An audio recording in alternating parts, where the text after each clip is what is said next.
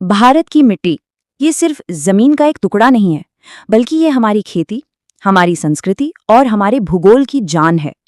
आज हम भारत की मिट्टियों से जुड़े कुछ सबसे जरूरी तथ्यों को समझेंगे, वो भी एकदम आसान भाषा में। तो चलिए शुरू करते हैं। तो आज हम क्या क्या देखने वाले हैं? सबसे पहले हम भारत के पूरे सॉइल लैंडस्केप पर एक नजर डालेंगे।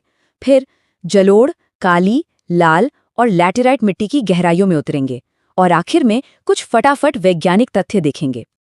और हाँ, इस पूरे सफर में हमारा गाइड होगा ये एक चार्ट। इसमें प्रतियोगी परीक्षाओं के लिए जरूरी सारे फैक्ट्स भरे पड़े हैं। तो मतलब हमारी सारी जानकारी सीधे यहीं से आ रही है, ताकि सब कुछ एकदम सटीक रहे। तो चलिए पहले हिस्से से शुरू करते हैं और भारत के मिट्टी परिदृश्य को समझते हैं। सबसे पहला और सबसे बेसिक सवाल, आखिर भारत में कुल कितने तरह की मिट्टियां पाई जाती हैं? तो जवाब है 8। जी हाँ, Indian council of agricultural research यानी ICAR के हिसाब से भारत में मोटे तौर पर 8 प्रमुख प्रकार की मिट्टियां हैं। ये नंबर याद रखने वाला है क्योंकि ये बहुत जरूरी है। अब इन 8 प्रकारों में से जो सबसे ज्यादा फैली हुई है और सबसे उपजाऊ है, वो है जलोढ़ मिट्टी यानी अलूवियल सॉइल। सोचिए, ये उत्तरी मैदानों से लेकर तटीय इलाकों तक भारत के एक बहुत बड़े हिस्से में फैली है। इसीलिए ये हमारी खेती के लिए सबसे ज्यादा अहम है।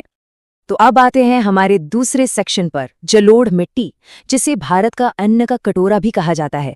आइए जरा और गहराई से देखते हैं कि आखिर क्यों ये मिट्टी देश का पेट भरने के लिए इतनी जरूरी है। देखिए, जलोढ़ मिट्टी में भी 2 टाइप होते हैं और इनके बीच का फर्क समझना बहुत जरूरी है। एक है खादर। ये नई मिट्टी होती है जो नदियां हर साल बहाकर लाती हैं, इसलिए ये ज्यादा उपजाऊ होती है। और दूसरी है बांगर। ये पुरानी जलोढ़ मिट्टी है जो खादर के मुकाबले कम उपजाऊ होती है। ये अंतर एग्जाम्स के लिए एक हॉट टॉपिक है। तो इस मिट्टी में खास क्या है? देखिए, इसमें पोटाश तो भरपूर मात्रा में होता है, जो पौधों के लिए बहुत अच्छा है। लेकिन इसमें नाइट्रोजन की कमी होती है और पानी को अच्छी तरह धरे रखने की अपनी क्षमता की वजह से ये धान यानी चावल की खेती के लिए एकदम बेहतरीन मानी जाती है। चलिए अब बात करते हैं भारत की एक और बहुत ही मशहूर मिट्टी की, काली मिट्टी। इसे एक और नाम से भी जाना जाता है, कपास का राजा। आइए जानते हैं क्यों। इसका एक और बहुत जरूरी नाम है रेगुर मिट्टी। इस नाम को दिमाग में बैठा लीजिए और जैसा कि इसके निकनेम से ही जाहिर है, इसे कपास की खेती के लिए सबसे अच्छी मिट्टी माना जाता है। तो ये काली मिट्टी बनती कैसे है? ये असल में लावा से बनी बेसाल्ट चट्टानों के टूटने से बनती है। भारत में ये सबसे ज्यादा महाराष्ट्र में पाई जाती है। इसका जो गहरा काला रंग है वो टाइटेनी फेरस मैग्नेटाइट और ह्यूमस की वजह से होता है। और इसकी 2 बड़ी खासियतें हैं।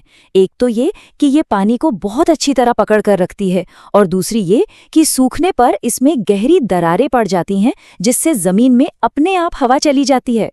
तो अब हम अपने चौथे सेक्शन में आ गए हैं, जहां हम 2 मिट्टियों को एक साथ देखेंगे, लाल मिट्टी और लैटेराइट मिट्टी। दोनों ही अपनी मिनरल प्रॉपर्टीज के लिए जानी जाती हैं। सबसे पहले बात करते हैं लाल मिट्टी की। इसका रंग लाल क्यों होता है? जवाब है आयरन ऑक्साइड।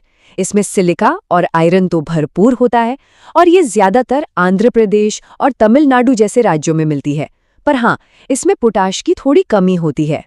अब एक सवाल, वो कौन सी मिट्टी है जो बहुत ज्यादा बारिश के कारण बनती है, जिसमें पोषक तत्व पानी के साथ नीचे बह जाते हैं और जो चाय की खेती के लिए एकदम परफेक्ट है? जरा सोचिए। और इसका सही जवाब है लैटेराइट मिट्टी। जी हाँ, ये ज्यादातर मालाबार तटीय क्षेत्र में मिलती है। इसमें दोमट, एल्यूमिनियम, ह्यूमस और लोहा काफी होता है। एक मजेदार बात यह है कि इसका इस्तेमाल ईंटें बनाने में भी होता है, लेकिन इसमें यूरिया, फास्फोरस और पोटैश जैसे जरूरी पोषक तत्वों की कमी होती है। और अब वक्त है हमारे रैपिड फायर राउंड का।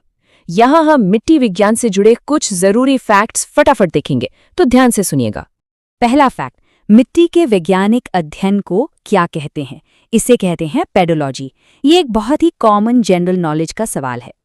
ये टेबल बहुत काम की है। अगर मिट्टी बहुत ज्यादा एसिडिक हो जाए तो उसे ठीक करने के लिए चूना मिलाया जाता है, और अगर मिट्टी खारी या लवणीय हो, जिसे रेह, ऊसर और कल्लर भी कहते हैं, तो उसे सुधारने के लिए जिप्सम का इस्तेमाल होता है।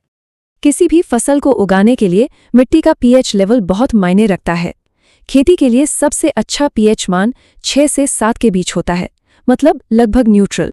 और एक और बहुत जरूरी फैक्ट, भारतीय मृदा विज्ञान संस्थान यानी Indian institute of soil science Bhopal में है। ये भारत का सबसे प्रमुख मिट्टी विज्ञान संस्थान है। और हमारे रैपिड फायर राउंड के आखिरी 3 फैक्ट्स। मिट्टी के कटाव को रोकने का सबसे अच्छा तरीका है ज्यादा से ज्यादा पेड़ लगाना, यानी वनीकरण।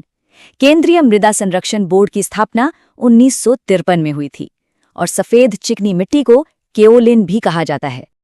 और आखिर में एक बड़ा सवाल, जैसे जैसे भारत की आबादी बढ़ रही है, क्या हमारी इन अलग अलग तरह की मिट्टियों की गहरी समझ ही भविष्य में हमारी खाद्य सुरक्षा यानी फूड सिक्योरिटी की चाबी हो सकती है?